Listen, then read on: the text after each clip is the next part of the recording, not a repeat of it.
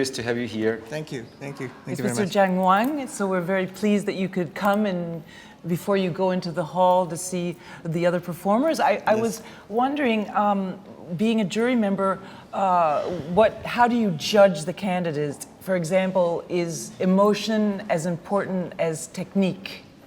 I shortly translated into Russian. Вопрос был о том, какими критериями руководствуется наш гость при оценке участников, что важнее, эмоциональная составляющая или технологическая? It's a very good question because I think with every candidate we are challenged to evaluate this question. I think for most of us, music is about communication. It's about presenting a world where the audience can feel emotion. And of course, I think without question, music and the effect of music is more important than technique. Это важный вопрос, потому что, конечно, оценка каждого участника – это огромная ответственность и представляет большую сложность для членов жюри. Но на взгляд нашего гостя, который мы, конечно, полностью разделяем, основная составляющая в музыке – это эмоции, которой человек, исполнитель может делиться со своими слушателями. И именно на это обращает внимание в первую очередь.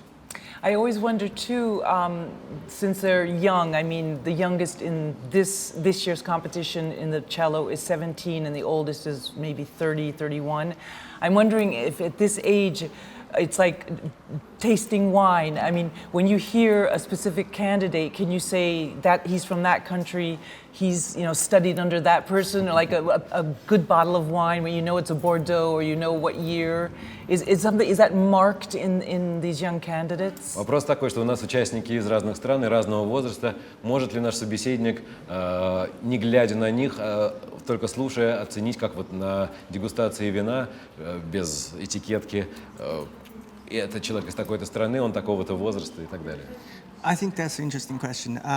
Actually, I think these days, this is the days of internet, and we are watching each other play all the time.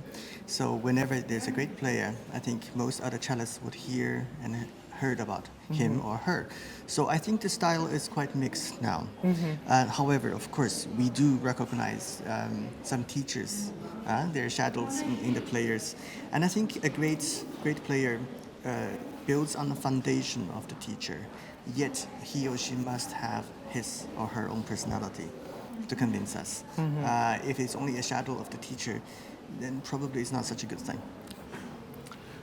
Ответ гласит, что на сегодняшний день мы все в заложниках, а также бенефициары интернета и глобализации, и все хорошие виолончелисты на виду, так или иначе, и все знают, если какой-то человек хорошо играет, то его немедленно слышат все. Поэтому стили и отношения к игре более-менее универсальные сейчас. Однако все равно очень важно индивидуальные особенности каждого человека, которые, в принципе, можно распознать. So you left China 30 years ago in 1985, and it was the violinist Isaac Stern that helped you get into Yale Music School. What were the circumstances and of that leaving China, and why did you need help from Isaac Stern? Вы покинули Китай в 1985 году, 30 лет назад, с помощью Исаака Стерна. При каких обстоятельствах? Что этому предшествовало и сопутствовало? Well, in 1985, China was already open, it's changed. And so therefore it was possible for me to leave.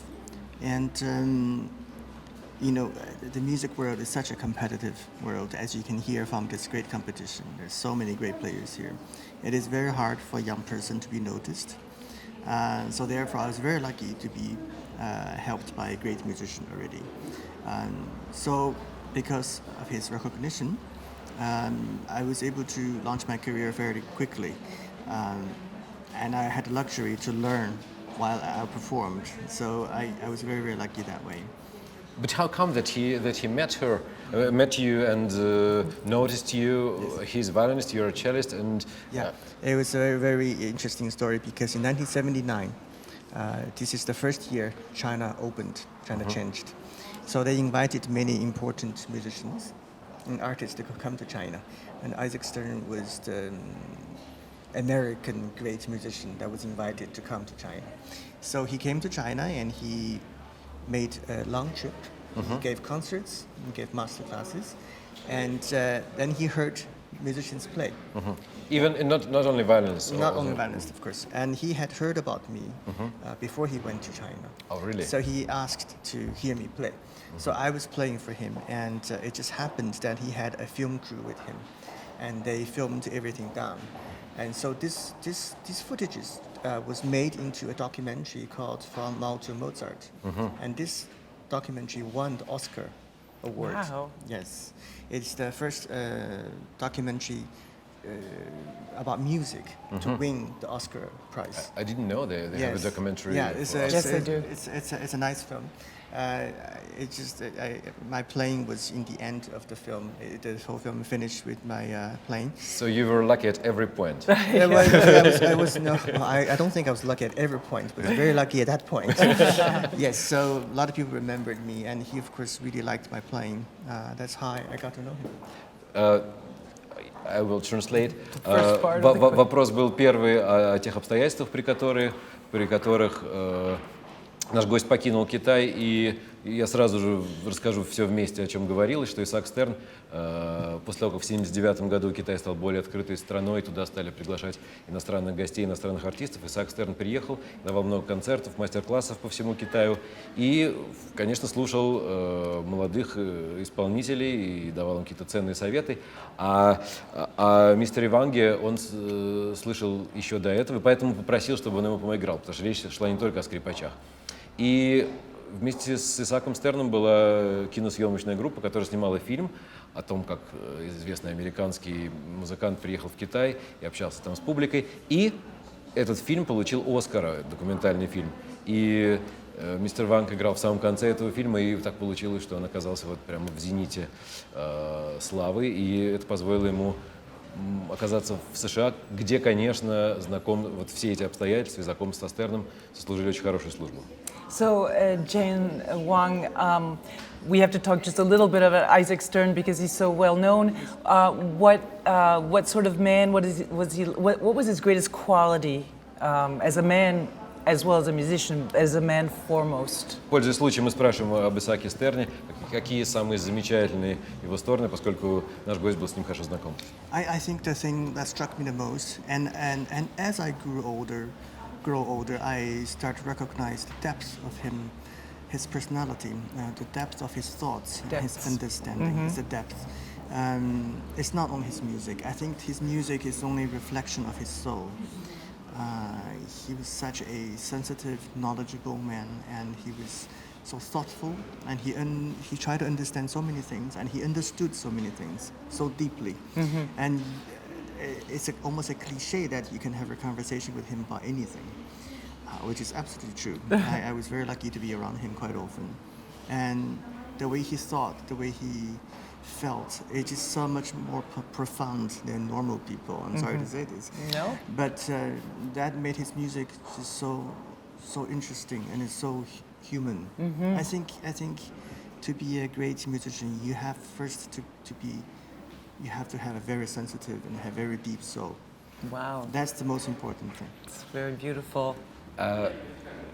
Наш гость рассказал о том, что те музыкальные качества, за которые во всем мире ценят и любят Исаака Стерна, на самом деле это всего лишь отражение его замечательной глубокой души, его очень серьезного, вдумчивого отношения к жизни, к окружающим. И чем больше мистер Ванг был знаком с Исааком Стерном, тем больше он это понимал.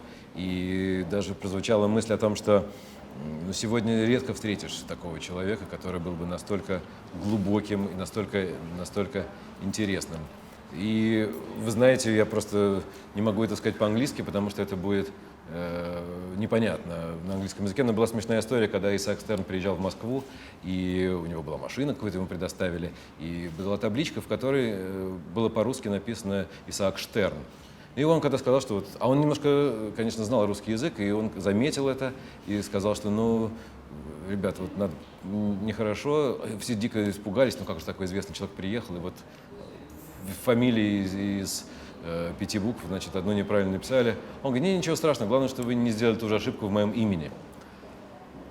And okay, you work a lot in, if I understand your biography, in Shanghai and London, but I think you reside in Portugal? Yeah, well, I live in many different places. Many different places, but Yeah. it says you're also representing Portugal. Is Yeah, that? I'm a citizen of Portugal. So you're a citizen of Portugal. That's right, I've been very often to Portugal, Yeah. but I was seeing that there were no candidates from Portugal, and I was wondering, does classical music have an important part of the country? Are there conservatories? Are there music schools, venues? Is it Yes. something that the country defends for the young?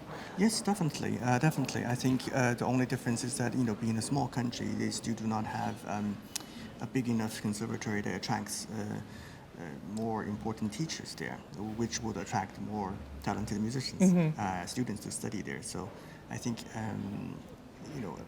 Europe is such a united place. These people who are talented who go study in London or Paris or Berlin.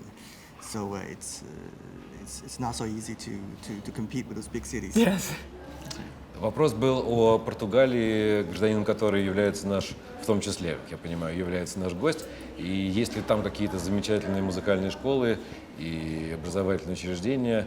Но и ответ говорит о том, что талантливые люди есть, конечно, везде, но там не так много хороших педагогов, которые, в свою очередь, могут привлечь хороших студентов к себе. Но, тем не менее, музыкальное образование в Португалии существует и развивается. You're on this impressive jury, watching the best of the last 4 years of young musicians. What is the best part of being on the jury? What's maybe the more uncomfortable part of being on the jury? Что хорошего и что плохого в том, чтобы оказаться членом жюри? I think the best part for me is to actually observe and to discover new musical ideas from these wonderful players. So you take something from them? Absolutely. For me, it's a learning process as well. Very So interesting. I think musicians are learning from each other all the time, from everybody. If we hear something nice, it becomes ours. That's very interesting, yes. Замечательный подход.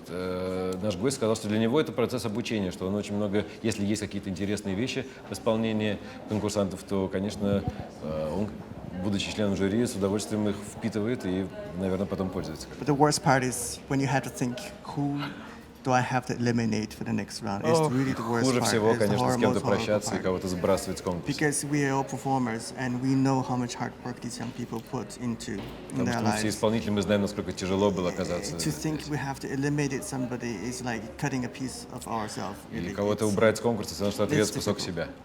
It's difficult because I know a lot of colleagues of mine would not want to be a judge because it's we're in the same boat. We're in the same boat. I mean, I'm a little bit older than they are, but I went through everything they went through. And so you How do know. you cope with this? the world is a harsh place. You have to learn to deal with that. So there's nothing you can do about it. That's true. Okay, thanks a lot for your Thank you. interview, for your time, and enjoy the rest of the competition. I will. Thank you. Thank you. Thank you very much. Thank you. Thank you. Thank you.